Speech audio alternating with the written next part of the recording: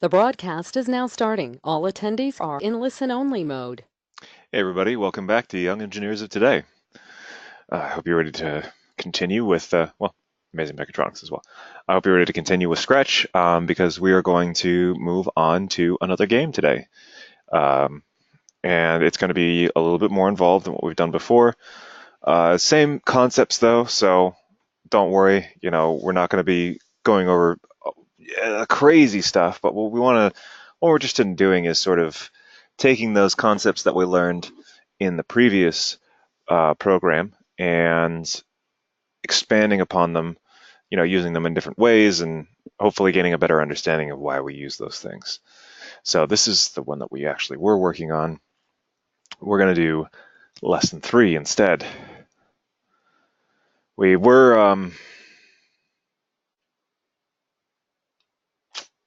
okay. So lesson 3 is going to be a little bit difficult, but we'll get it done. Um, we were going to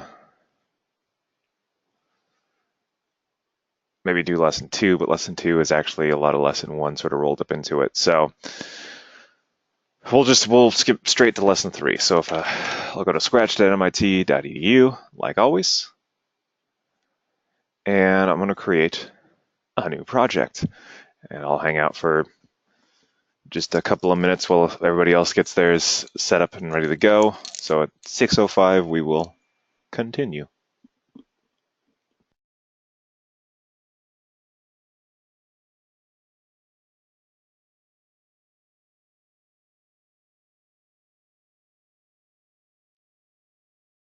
Hey, to those of you who are just coming in now, go ahead and get Scratch open.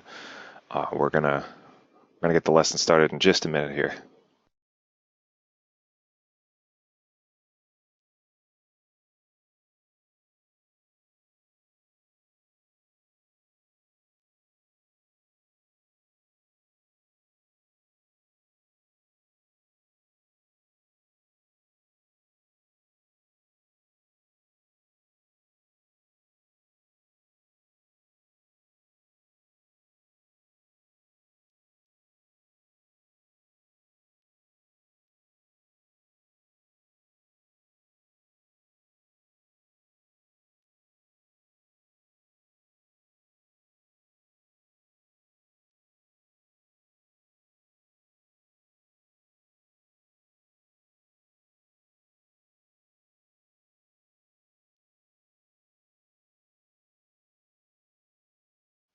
Alrighty.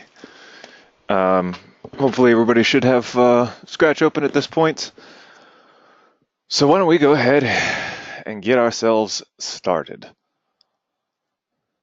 So there was a Space Invaders game on Edmodo when this lesson was created. We're not going to worry about that. We're actually just going to grab some of the sprites or make them ourselves so that we've got exactly what we need. So rather than using some pre-made sprites, I'm going to go ahead and delete the cat sprite. And I'm going to check out the Sprite Library and see what we've got here. We got buttons, flying cats, drums, fish, fire hydrant. Uh,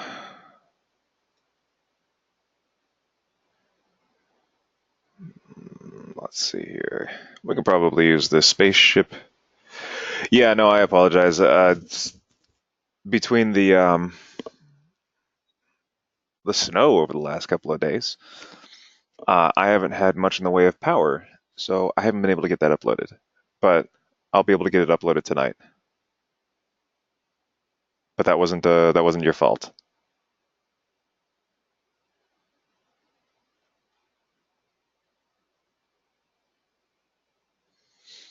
All right, so I'm going to use the spaceship.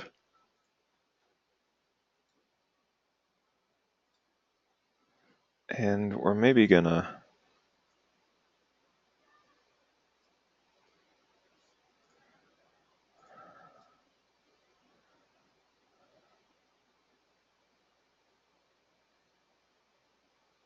shrink it down if we can. Nope. cancel. Delete.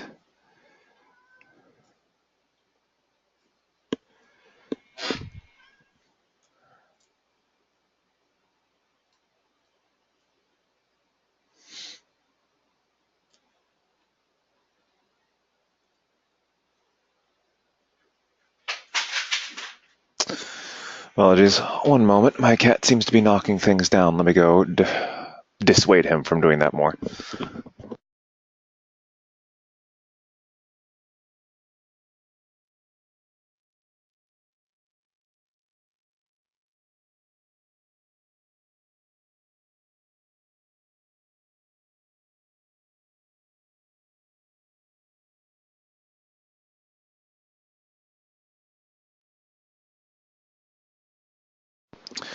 All right. Apologies for that. I'm back.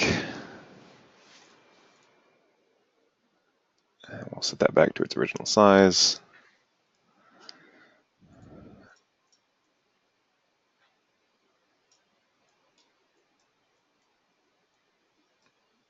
All right. It doesn't look like we can easily make this a smaller size.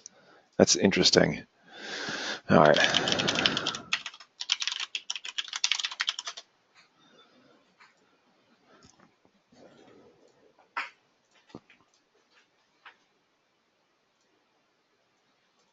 Oh, goodness. Okay. So these buttons along the top, they allow you to edit a sprite. So if you click this one, if you mouse over it, it's labeled shrink. Your cursor changes to 4 inward pointing arrows, and you can just click on the sprite in order to make it smaller. And so that might be something that we can do in order to make the spaceship a better size for our game. So that's done. And then, let's see here, choose some more sprites from the library. Maybe he shoots ghosts. He could shoot ghosts. Yeah, we'll have him shoot ghosts. Angry ghosts. I don't think we could do jeans or rocks or reindeer. Yeah, we'll have him shoot ghosts. Hit OK. And we'll do the same thing. We'll shrink the ghosts down.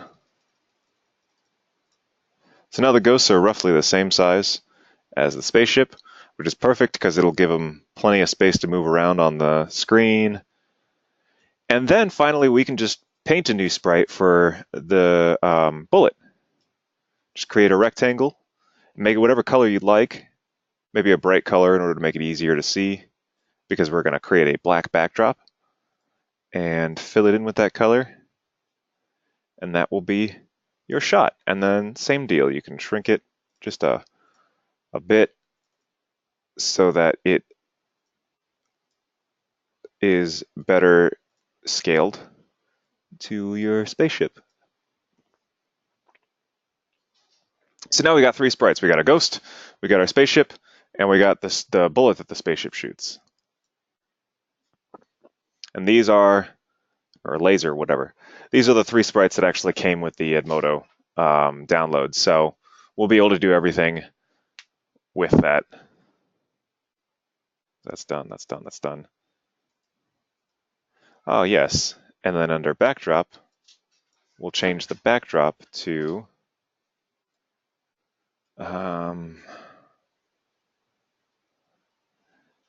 some dark starry sky. We could actually paint our own. Ah, here we go, stars. I knew there was one. It was just the Edmodo, or excuse me, the GoToWebinar window was in the way. And that'll be our backdrop. So now we've got stars, we've got our ghost, we've got our laser, and we've got our spaceship.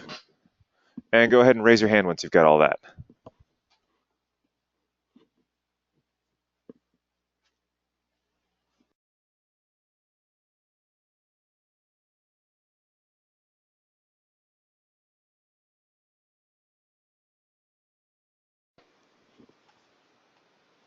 All right, once we've got everybody else on the same page, we can make some more progress with that.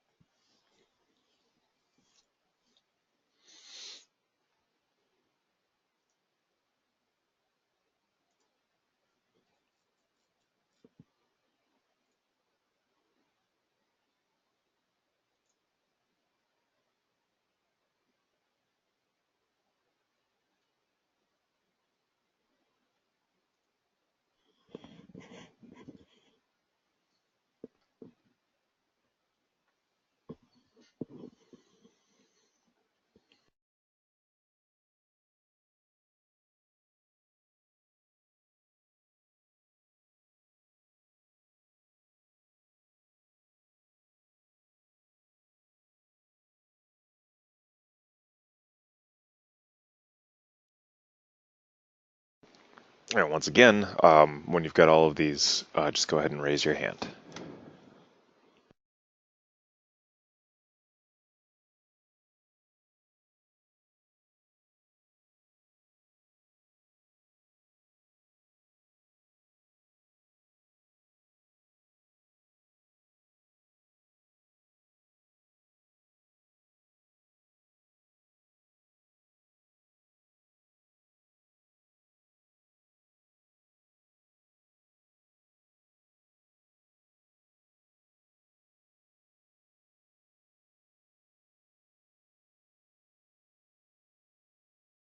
Yeah, so you shrink them. You'll see that they're at the top of the toolbar. There are 5 little buttons. One of the buttons is 4 arrows pointing inwards. If you mouse over it, you get a little tooltip that says shrink. That's how you want to do it. So you click on that, and then you click on the sprite that you want to make smaller.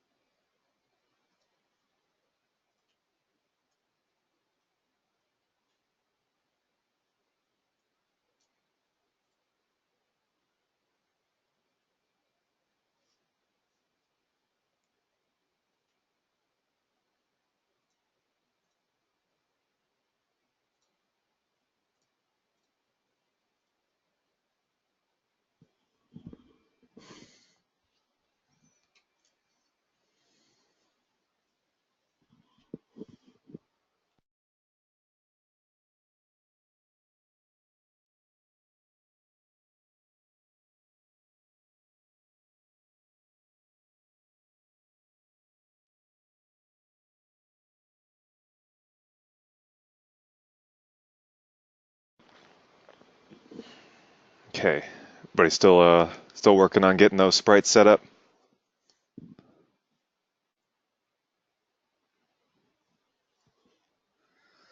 All right, let's go ahead and continue a little bit further. So first, let's implement the motion of the spaceship. So we'll make it so that it's possible for you to control the spaceship, make it go left and right and everything, um, by utilizing, well, let me not use words that are unnecessarily complex, by using the arrow keys. Basically, by pressing the left and right arrow keys, you'll be able to move the ship left and right. So let's go ahead and get that set up. So obviously, we're going to want one green flag is clicked because we want this to start whenever the green flag is clicked. And we want this to happen always as long as there is as long as the game is running. So we'll probably throw this in a forever loop, right? And then, as you can see, we've got some if-then statements. So if the right arrow key is pressed, then move 10 steps. And if the left arrow key is pressed, then move negative 10 steps. And these can just go inside. So now we've got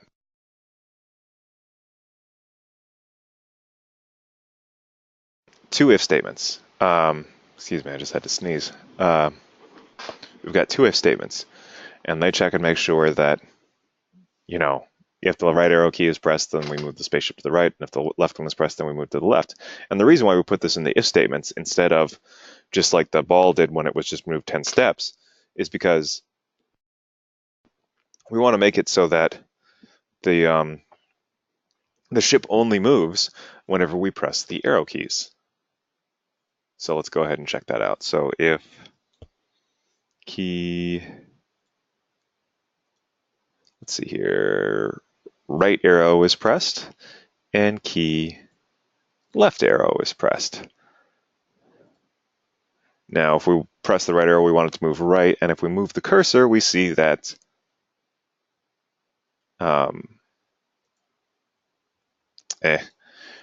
we see that if we move the cursor to the right, we see that the x increases. So we want to change x by a positive value. Then when the left arrow key is pressed, if we want it to move to the left, which by moving our cursor along, we can see that's a negative value, so we'll make this negative 10. So now if we click the green flag and we use the left and right arrow keys, we can see that the ship moves left and right. Cool. And interestingly, we can hold both of them down and prevent the ship from moving in either direction, just because they cancel each other out.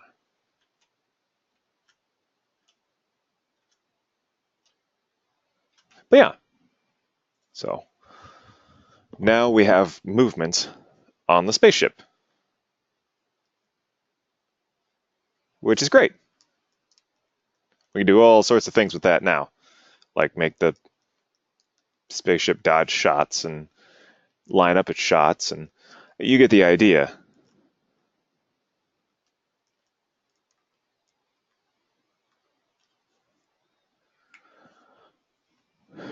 All right.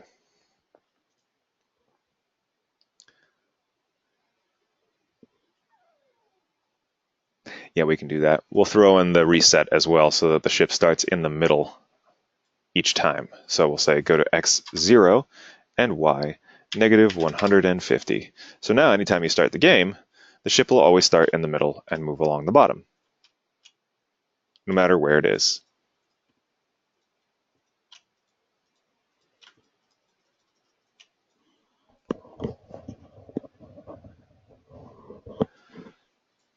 Cool.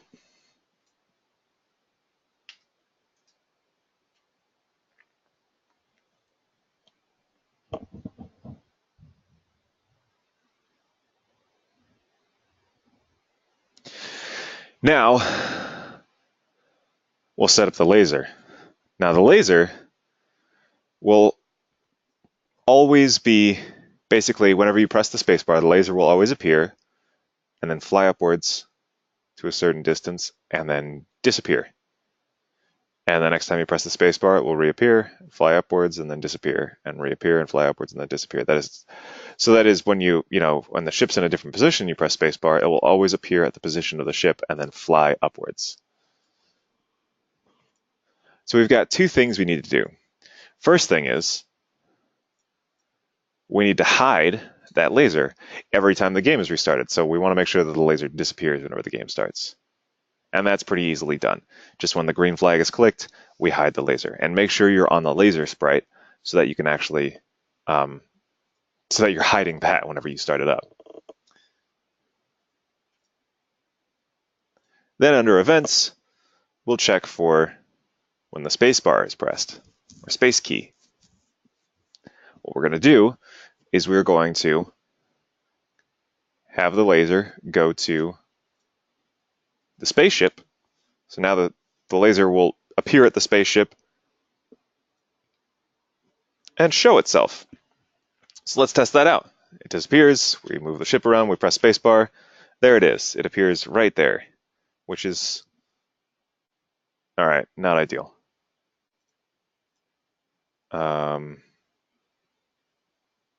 Let us change x by, 10, and change y by, let's say 20, 30, and 15, 14, and 33, 35. So what I'm doing right here is I'm fiddling with the initial values. So I'm doing this so that the laser spawns in a good place. And what's essentially happening is, here's our spaceship, which looks like a ghost for some reason. Spaceship. So when we tell the laser that the spaceship's at a certain position, what we're really saying is there is a center point on all sprites. So like, for instance, the cat sprite and the beach ball from the last lesson and the trampoline. All of these have like a little sort of grid of their own, and there is a point that is 0, 0, just like there is on the canvas. And that point, it's considered to be the center, or the starting point, or the origin. Origin is probably a better word for it, because the origin is not necessarily the center. The origin could be right here, it could be right here. If we really wanted it to be, it could be right there, although that doesn't seem like a really good place to put the origin. So when we say go to the spaceship's position, what we're really trying to say is go to the spaceship's origin, which in this case, I'm running this off of memory, but it was like somewhere in that vicinity.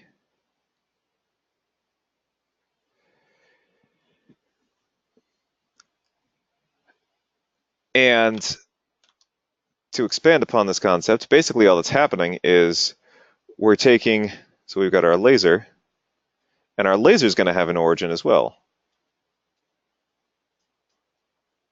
So we got our laser origin and our spaceship origin. And all we're doing is we're saying, hey, take the laser's origin and place it right on top of the spaceship's origin. And that's what we mean by go to spaceship. However, that does mean that maybe your mileage may vary. You get a situation. Let's just try drawing the spaceship better. That is not even remotely close to better. You get a situation in which the laser lays on the spaceship in a weird way. It's not centered. As far as the computer is concerned, it's centered. But remember, computers are dumb. And they don't know necessarily what we mean when we talk about where's the center. So we might manually do that ourselves in order to make it look better. And what I did was I just changed the X and the Y position. So now we're saying, hey, okay, so you went to the spaceship center, right? Center in air quotes. Now, what I want you to do is I want you to move along the X-axis a little bit, and I want you to move along the Y-axis a little bit, so that when all is said and done, the laser is sitting in a good spot on the spaceship, so that it makes sense. So that now when we move, when the laser actually fires off the front of the spaceship, it fires off of the end of the spaceship, and we can reliably tell where exactly the laser is going to be. So that's all is happening right here, is I'm telling it to go to the spaceship, and then I'm telling it to change its X and Y position. If I double click this, as you can see, it's kind of off to the side. That's why I add these little additional coordinates here. And then it will show itself. So it'll move itself to the proper position first, and it'll show itself so that the user, the person who's playing the game, won't actually see the laser appear and then sort of move itself into position. So that's all that's happening here. Then we're going to have it fly upwards. So for a certain amount of time, it is going to change its Y by 10. And then after it's done doing that, it's going to hide itself again. So it's going to fly upwards for a distance, and then it's going to hide itself. So let's test that out. It disappears like it's supposed to. We have the spaceship, it moves like it's supposed to. We press the space bar, it flies up from the middle, and then disappears after a certain period of time. And as you can see, it doesn't go very far, but that's okay. We can just change the number of repeats, because it changes Y by 10 times before hiding, right? What if we changed Y by 10 40 times and run it? Now, as you can see, it runs pretty much up to the edge of the screen and kind of hangs out there for a second and then disappears. If we maybe repeat it 35 times and see what happens, It makes it to the edge and just kind of hangs out for like a little bit less time. So we could go like, I don't know, 30. What happens there? And it disappears as soon as it hits the edge. The reason why it doesn't disappear as soon as it hits the edge with longer periods of time is because it doesn't actually fly off the edge of the screen. It can't. That's sort of a limitation of Scratch. This canvas is all there is. With some other computer program, like programming languages and stuff like that that you can mess around with, sometimes you've got the screen, what you see. So you've got your spaceship, and then you've got your Space Invaders ghost, which also looks like a Pac-Man ghost right now. And then, you got your stars and stuff like that. But it could theoretically go beyond what you could see. So there could be more going on the program than you can see on the screen. And so when you shoot off the screen, it could continue going. Scratch, that's not the case. With Scratch, what you see is what you get with the screen. That's all there is. So when you shoot, it hits there, and then it just stops, and it hangs out there. And it hangs out there until it's done with its loop, and then it hides itself. Because it can't change its Y any further upwards, right? It can't move any further because it can't go off the screen. So it'll hang out there for another 10 cycles, and then it'll hide itself. If we make it 30 cycles, it shoots up to the top, and it actually disappears a little bit before it hits the edge of the screen, but it looks so seamless that we can't tell. And it looks like it just kind of flies off the edge of the screen. And it looks really, really clean. So there you go. Now you can shoot off the screen. Now, as you notice, no matter how many times I hit spacebar, it will not shoot another shot until the last shot has flown off the screen and disappeared. And believe it or not, this was actually a feature of the original Space Invaders as well. I believe you had a limit of like 3 shots, but it might have only been 1 if I can't remember off the top of my head. But that was a limitation of it. And B, it became part of the strategy of Space Invaders as well, because as the ghosts got closer, you could shoot them, and let's say the ghost was here, you could shoot them and it would hit the ghost, it would disappear, your shot would disappear, and then you'd be able to fire again. So you'd be able to fire much more quickly because your shots were disappearing so much more quickly. So that was sort of an interesting, not only limitation, but side effect that required you to think a little bit about, firing your shots, because you wanted to make sure you hit those ghosts if you missed them, or your Space Invaders. If you missed the Space Invader, then the shot would have to fly all the way across up to the top of the screen before it there we go. What? Before it actually before you could shoot again. Man, my words are failing me right now. So that was actually a part of the original Space Invaders as well. So yeah, we cause the laser to hide at startup, then it flies off the edge of the screen.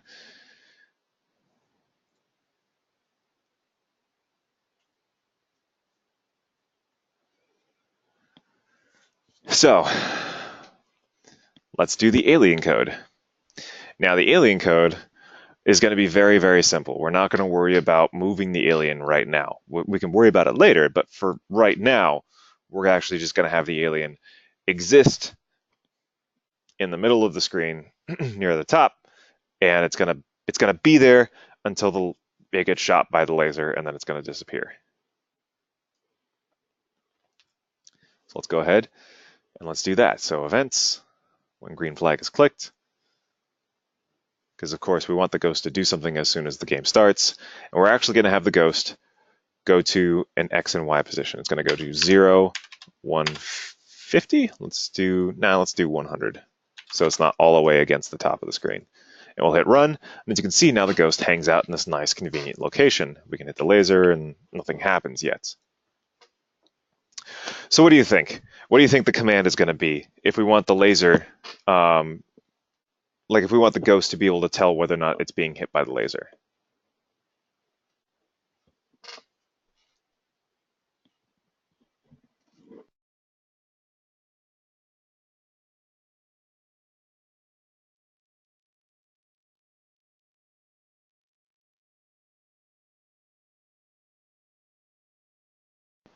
Yeah, it's going to be an if statement.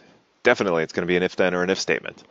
So we're going to say, all right, if something, then, and in this case, we're going to say if touching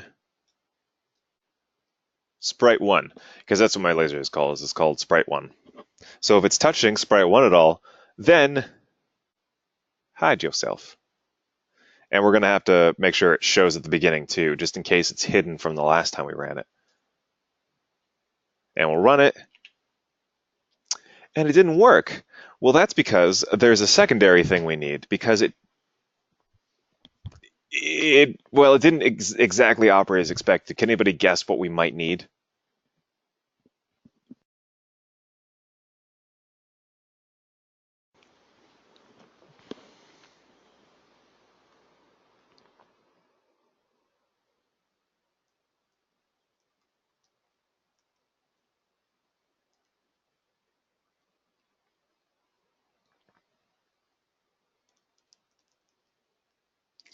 Think about in the past what we've traditionally done in order to make sure that something happens the entire time that a program is running.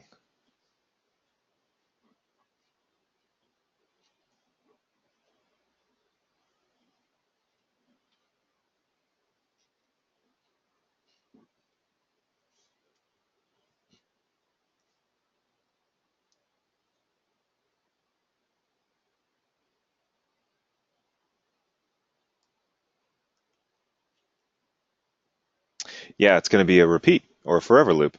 Because if we look at this code right now, what happens is the green flag is clicked, it goes to the position it's supposed to, it shows itself, and then it asks once, hey, am I touching Sprite 1? And because the game just started, it's not. Because no matter how fast or how good we are at the game, we'd have to be faster than a computer. And we're talking about being able to fire a shot and get it up there in like a couple thousandths of a second, which A is not only going to be like impossible because we as humans just aren't that fast. B, it's also not going to be possible because that laser actually has to travel up there, and we've made it so that it's impossible for the laser to travel that fast. So we throw this into a forever loop so that it always checks whether or not it's touching Sprite 1. So it sits here in this loop and asks, am I touching it? No. Am I touching it? No. Am I touching it? No. Am I touching it? No. Am I touching it? Yes. And then it hides itself. So let's test it again. We can shoot. Hey, we can take our time, do whatever we want. But as soon as we shoot the ghost, pew, it disappears. And if we hit the green flag, it reappears. So as it stands right now, we've got a ghost we can shoot with our spaceship. Because who doesn't like mixing their different fiction genres? We've got scary Space Invaders.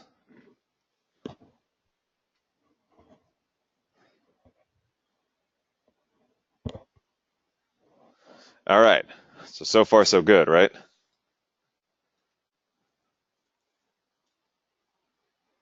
Now we need to make a variable, just like we have before. We're going to have a variable, and it's going to be called score. And this variable is going to increase by 1 whenever this ghost is hit. Just like, would probably happen in Space Invaders normally. It does. It just doesn't increase by 1. It increases by many ones. Many ones. All right, so we need to set the score to 0, so we can do that in the spaceship one. We don't really need to do it in the spaceship one, but I figured that just seems like a good place to do it because a lot of the gameplay is going to be focused around your ship and less so the ghosts. However, increasing the score by 1, well, the ghosts are central to that. So we'll change score by 1 whenever a ghost is touching Sprite 1.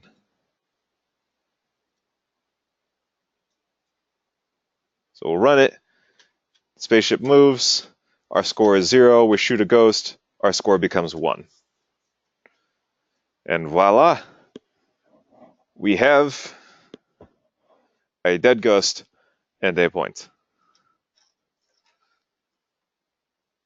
We have the makings of a game. However, we don't have any means of losing the game, which, again, arguable as to whether or not that actually makes a game, but, you know, we can start worrying about that too. All right, so yeah, there you go. Now we need to make sure our alien starts to move. So we'll set up another variable called speed.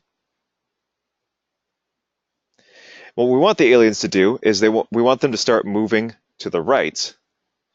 Then as soon as they hit a point, they'll move down and they'll start moving to the left. And this whole idea is the aliens will sort of make their way down towards you, and as soon as they hit a certain point, maybe they hit you, maybe they just get low enough, it will be game over. So we want to make sure that all the aliens are shot before they reach the bottom of the screen. So how do we code this? Well, our speed variable, specifically the positive or the negative, will determine when the alien moves left or right. So as we start moving out right, we wait for the x coordinate to hit a certain size, and then the alien will go down on the y and start moving to the left. It's not too bad. We'll get it figured out. So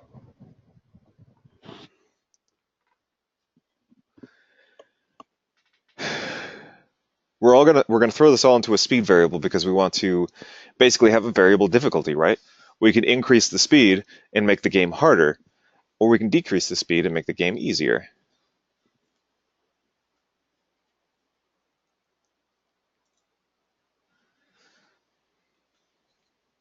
So this is going to be another sort of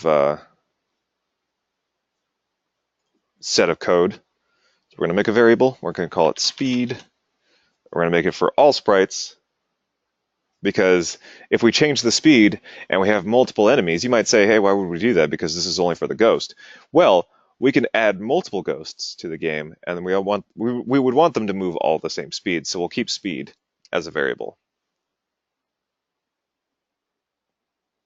That's visible by all sprites. I should have finished that sentence.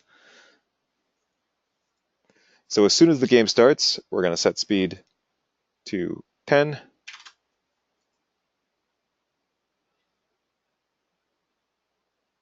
Yeah, the goal of the game is to shoot the aliens. Or I guess in my case, the ghosts.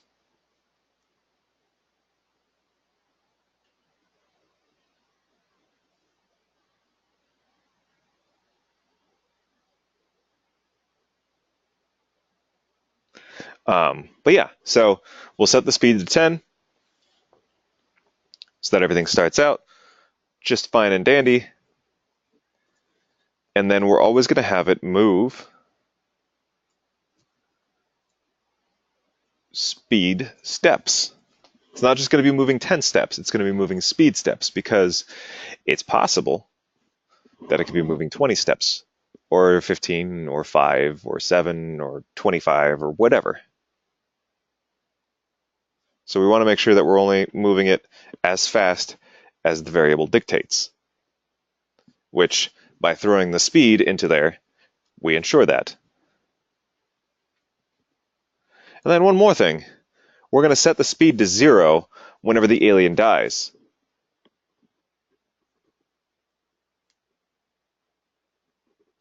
Because we want to make sure that the alien stops moving. Now, this isn't going to be the best way to go about it, but it'll work perfectly for this. Later on, we'll have to do things a little bit differently. And why might that be a problem if we do it this way?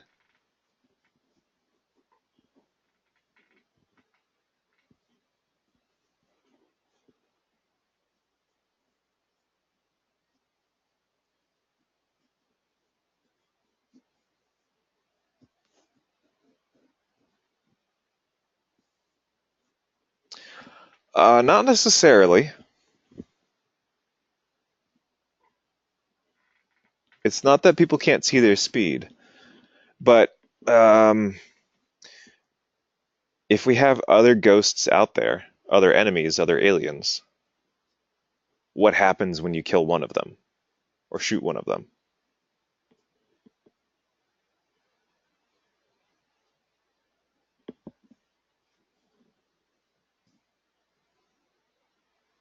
Well, the other ones are still alive. They don't necessarily hide. Just the one hides. But there's something I've done that's wonky by adding that set speed to 0. If all of the ghosts are going to be moving speed steps,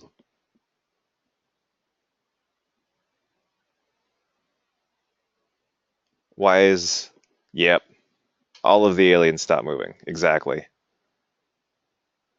So you shoot one of the aliens, it hides. The other aliens are still visible, but all of the aliens stop moving. So this gets back into that scope thing I was talking about before, where um, a program should only be able to see a certain amount of the rest of the program. It's a weird concept, but basically, an alien should really only be able to affect its own speed. And by setting speed to 0 in this case, we set the speed of all of the aliens. So it's a bit of a problem in this case. There are ways around it. There are ways to fix it, and they also involve still keeping the global speed variable. But we'll address that later on. For now, though, we'll keep it as it is. So now, if we run it, we'll see that the alien flies off the side of the screen and gets stuck there. And we should be able to see we can't move fast enough in order to be able to catch up to it. So it just gets stuck there. If we fly over this way and shoot at it, it disappears and it stops moving, which is great. But yeah, that's not ideal. So we need to make the alien move downwards and then back over to the right. So here comes our next part of the equation, which is the check and make sure that the x position of the alien is at a certain point. So we go to our if statements again, and this is going to be another if statement, and it's going to be a different if statement from if touching sprite 1.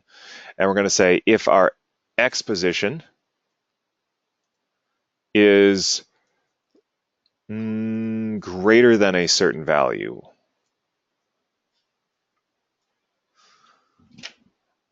Why am I concerned with greater than as opposed to less than?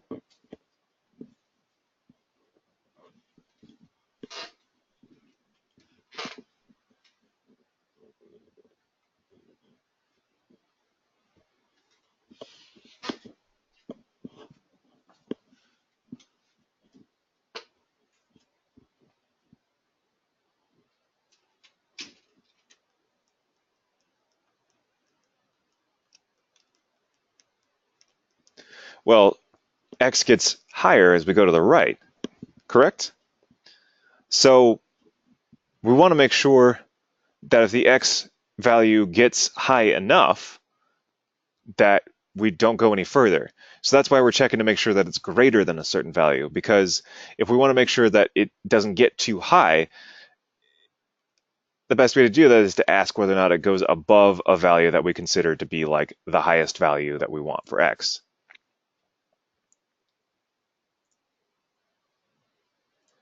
And then what we're going to do is we're going to change y by a small amount, let's say -5. And then we'll set speed to -10. So let's figure out what that value is.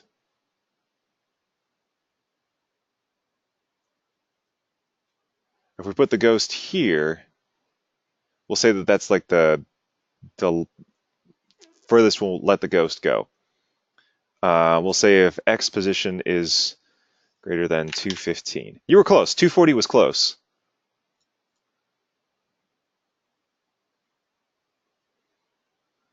And then finally,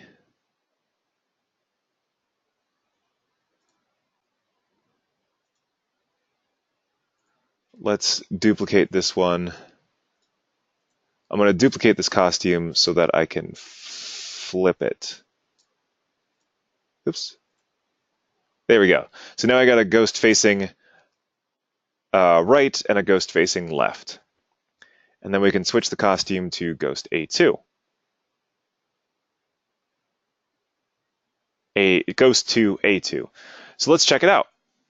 Whoops. We need to set it to ghost to A. There we go.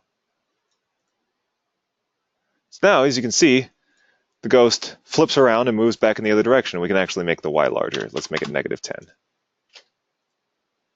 Now it very visibly moves downwards. Cool. So now we got a ghost that moves right and then left. We don't have a ghost that moves back right after it goes left. So we need to figure that out. So let's get our X position. It's about -215 as well. So it's the same in the other direction. So we can probably duplicate this and we'll say we need to swap some things out though.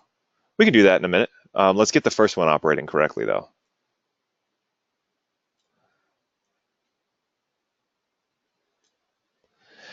So what I did is I went to costumes. I had the ghost selected. I went to costumes and I right-clicked on the ghost costume and selected duplicate. And it created a second one. And then what I did up here is I clicked on this upper right-hand button that's labeled flip left right, and then it was facing the other direction.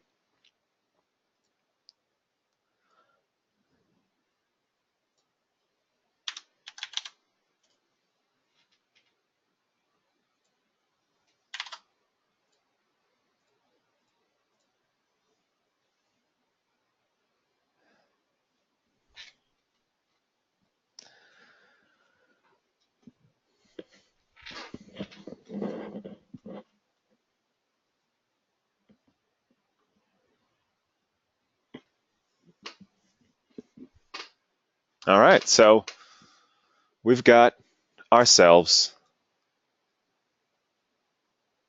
a ghost that moves downwards. And as you can see, what I did here is I duplicated this block down here, but I changed a couple of things. First off, I made it -215 instead of +215 because we need to check this side. And then I flipped the little operator. So I dragged this out and replaced it with the correct operator here. So we wanted to make sure if the Y position becomes less than -215 as opposed to greater than 215, because this is our minimum value. Our maximum value is 215 and our minimum value is -215. So we want to make sure that the ghost